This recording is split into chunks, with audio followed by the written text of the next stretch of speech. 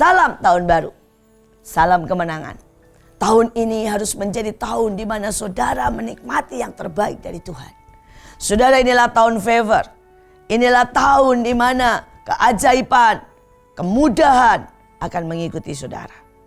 Dan saya berdoa, jangan pernah takut karena resesi akan jadi resepsi. Saudara berkata, saya cuma mau sekedar survive. Enggak, tahun ini akan surplus. Saya percaya ada sesuatu yang melimpah, sukacita, berkat, damai memenuhi setiap kita. Saudara, mari kita belajar tentang keseimbangan. Karena ini sesuatu yang perlu di dalam tahun ini. Saudara, keseimbangan antara kemuliaan dengan penderitaan. Saudara, tidak ada yang suka dengan penderitaan, tapi semua orang suka dengan kemuliaan.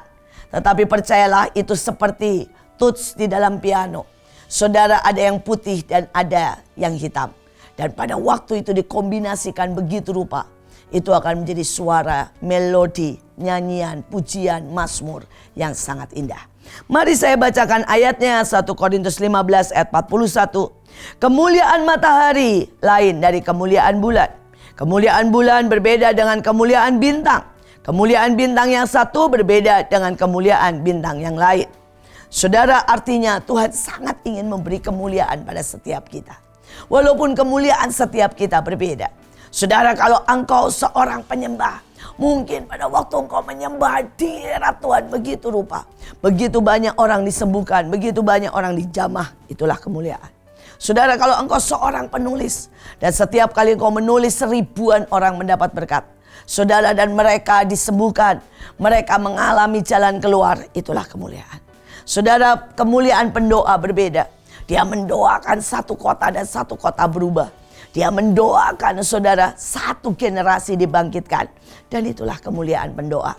Saudara, kemuliaan daripada orang-orang yang berbicara di depan. Melihat ada begitu banyak diubahkan. Itulah kemuliaan seorang penginjil. Setiap kita mempunyai kemuliaan yang berbeda.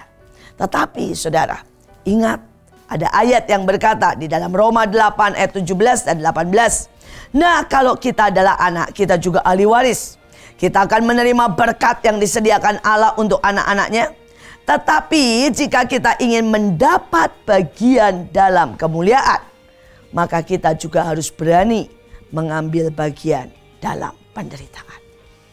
Saudara, dikatakan kalau soal warisan, kita sebagai anak bisa menerimanya.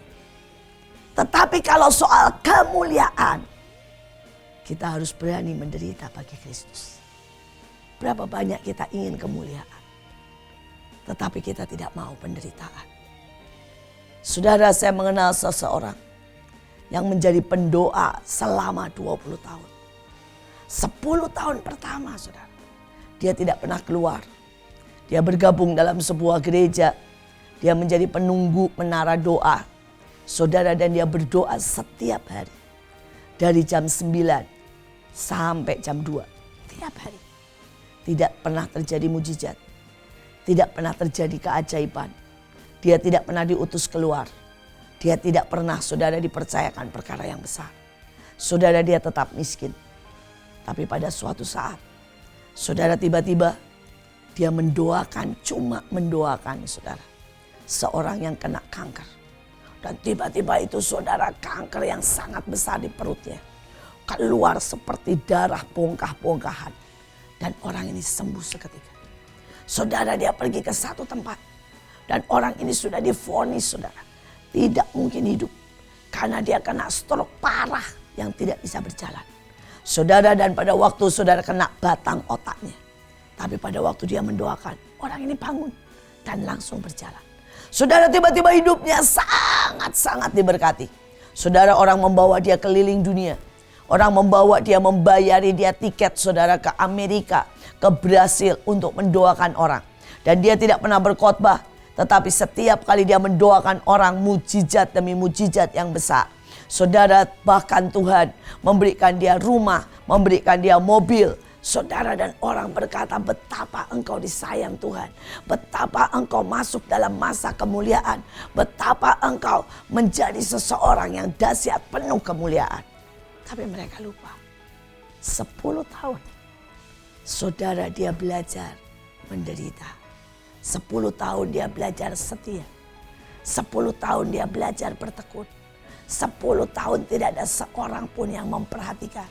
Bahkan tidak menerima gaji. 10 tahun. Saudara, dia teruji seperti emas murni. Berapa banyak dari kita selalu menginginkan kemuliaan. Tapi Alkitab mengatakan bahwa kemuliaan itu datang setelah kita berani turun dan turun dan turun. Ada sebuah generasi, saudara, yang mau instan. Ada sebuah generasi yang mau berpikir bahwa apapun dalam hidup ini, saudara, kita bisa membuatnya karena kita mau. Tapi Alkitab mengajarkan yang berbeda. Saudara, emas kenapa menjadi begitu mahal? Karena emas punya daya didih, saudara. Kurang lebih 3000 derajat Celcius. Saudara, dan apa bedanya dengan kuningan? Saudara, kuningan punya didih cuma sekitar 500 derajat Celcius.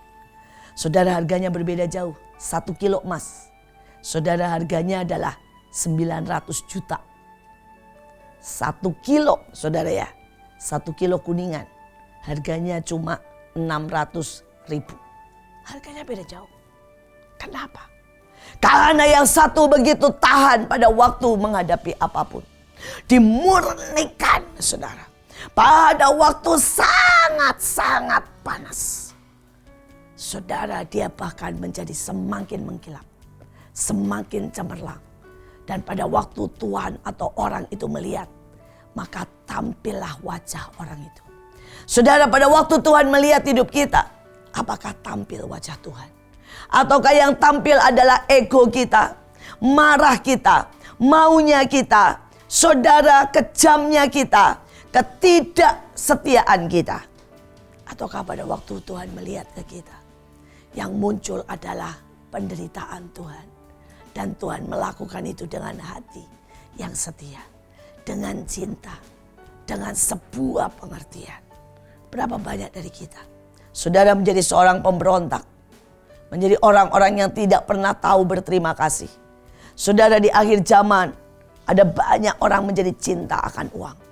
Tuhan ingin kita kaya, tapi jaga hati kita supaya jangan sampai kita cinta uang. Itu berbeda sekali. Ada banyak orang digerakkan karena dia cinta uang, dia kerja. Saudara, dia tidak mau berbagi.